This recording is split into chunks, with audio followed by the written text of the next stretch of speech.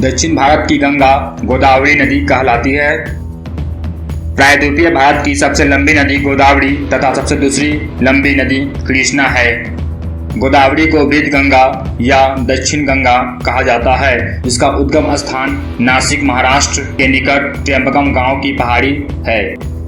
नदी द्वारा लाए गए अवसाद का जमाव जब मुहाने पर होता है तो डेल्टा का निर्माण होता है। डेल्टा की आकृति त्रिभुजाकार होती है।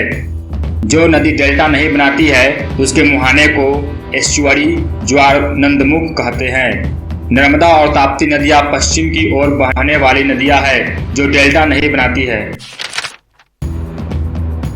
नर्मदा नदी का उद्गम स्थल अमरकंटक है। नर्मदा नदी अधिकांशतः मध्य प्रदेश में बहती है। नदी के द्वारा की जाने वाली काट छांट की क्रिया अपवर्तन तथा उसे जमा करने की क्रिया निक्षेपण कहलाता है।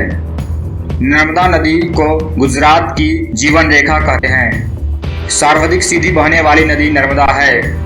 भारत में सबसे लंबी सहायक नदी यमुना है।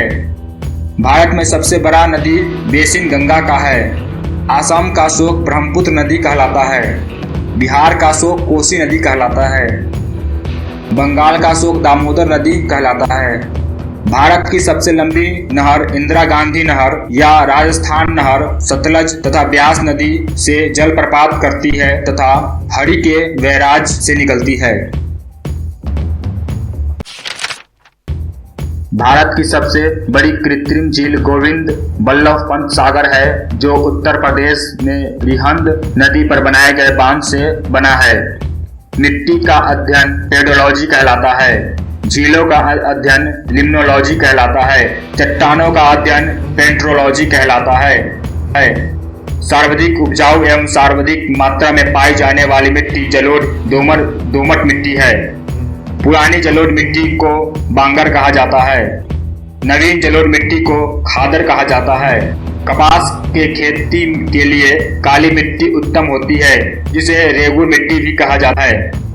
काली मिट्टी का विस्तार महाराष्ट्र में अधिक है।